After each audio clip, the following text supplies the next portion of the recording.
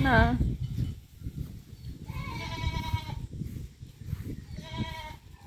Oh.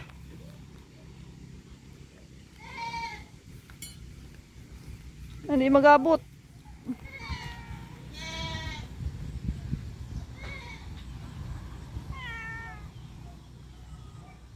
Mag-abot na dyan.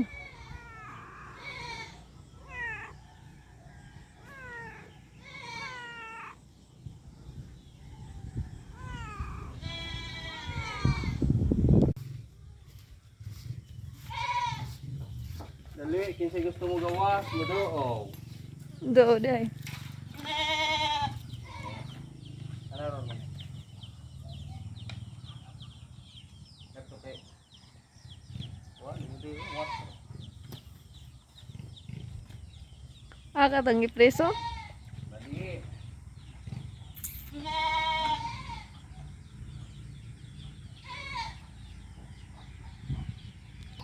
Ikaw.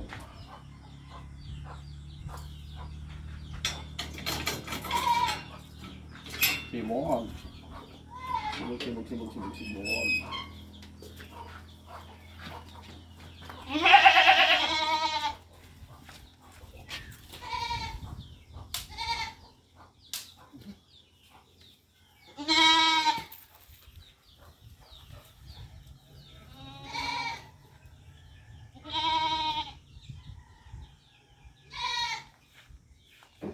Gipaw nga po na tubig. Ikaw po. Imbis kayo mong laba ko at gipaw. Wala ka na.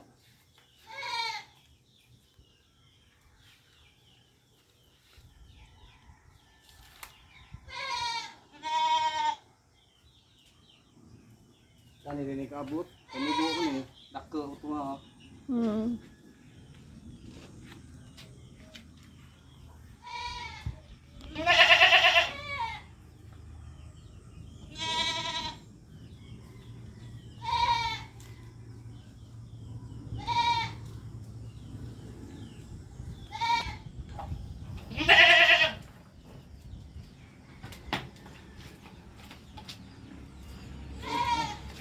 Mukaw na sila kuhan dun. Bani dun. Bani ba mong tatataron?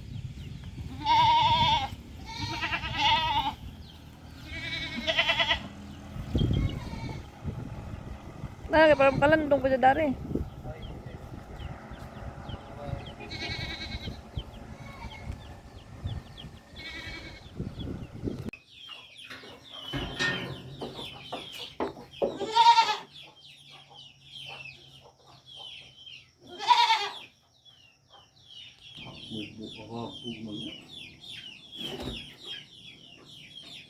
Ha? Magbitay man to. Magbitay man to.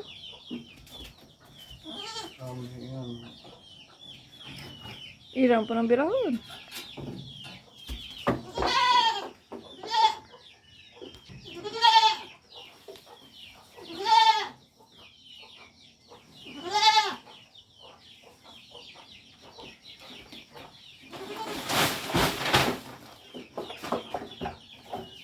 Inga na, itusok ba na?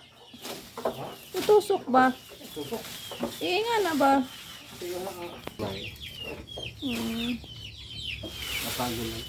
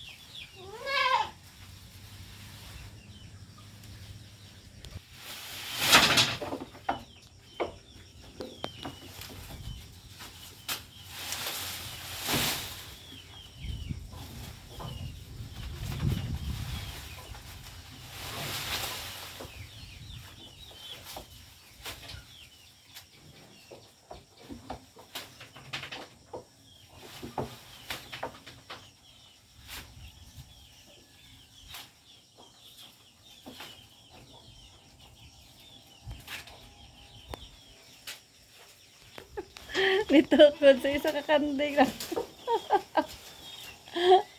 Me, pinatukod, me. Me.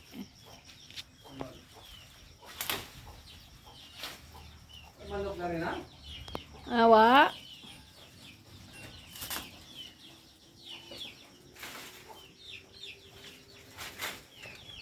Okay.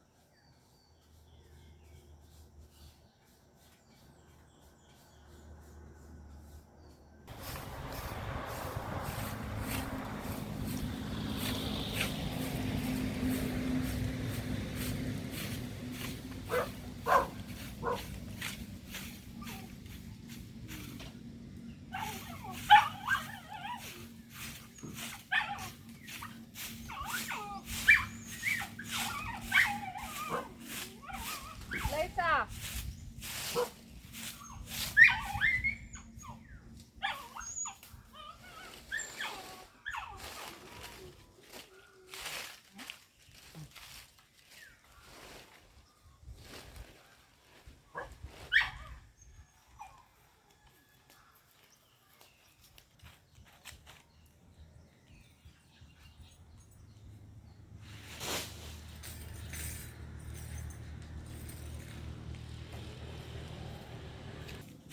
Liza.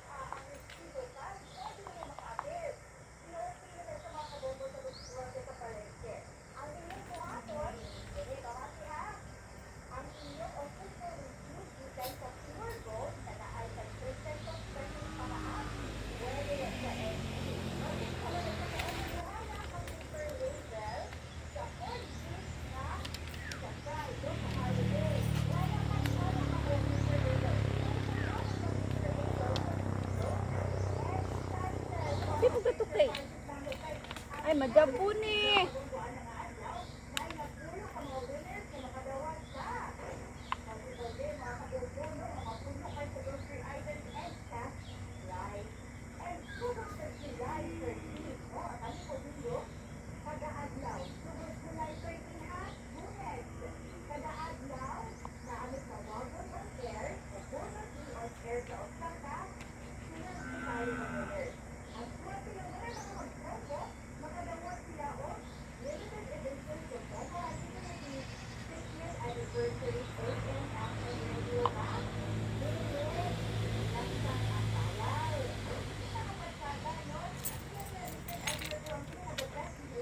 Tumba na bro na.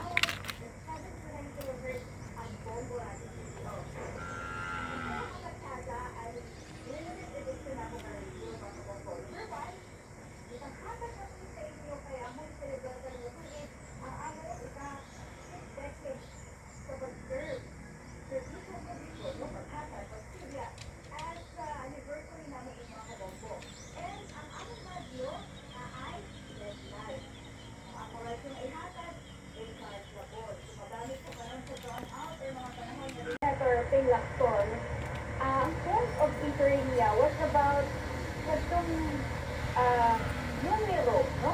Kung sila yun ang pinahanglan ng vote, aron na-contest ang Vice President. So, si Senator Ping Lacson, wala sa nag-manifestation, but this point of inquiry na to, no? Nasa sa pinakasiluganan na bahin sa second day of impeachment. Point of inquiry niya, mga kabombo. Ingat siya, gusto niya karoon ang kanyang paghubad sa 16 vote rule na dimension ni Presiding Officer Senator Francis Chis Escudero sa first day. Diba? Nag-tweet man siya, ngayon sa ating St. George. So karon, ito ba ang mapangutana na ito, okay naman sila, nag-object na sila, marubutan na dunggan na objection na ito nga first day, mga kamombo. So, atong tanaw na importansya sa point of inquiry, kung isbutan na ito ang legal clarity sa pangutana ni Senator Lacson. Kung ba ang iyang ipasabot sa iyang point of inquiry? Kinahanglan ba klaro ang mga rules sa impeachment court anong malikayan ang future disputes? So atong paminawon ang point of inquiry ni Senator Ping Lacson and ang tugdad pod sa presiding officer sa iyong na 16 votes na fresh vote aron makonvict ang Vice President. Aside from that, rejoin na ko ang dimension court na Senator Alex Peter Cayetano nga walay nag-object sa iyang dimension sa 16 vote fresh vote aron makonvict ang Vice President. Question. So, 15 minutes, 24 ang nilaglag sa mga senators. But, kung siwa na sila, wala ang tulo. Meaning, okay, sa presiding officer,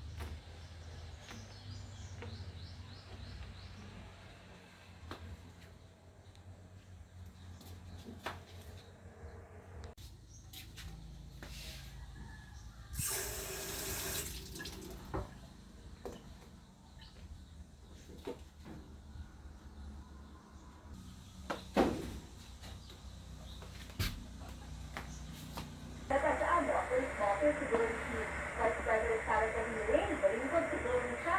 But then, what would our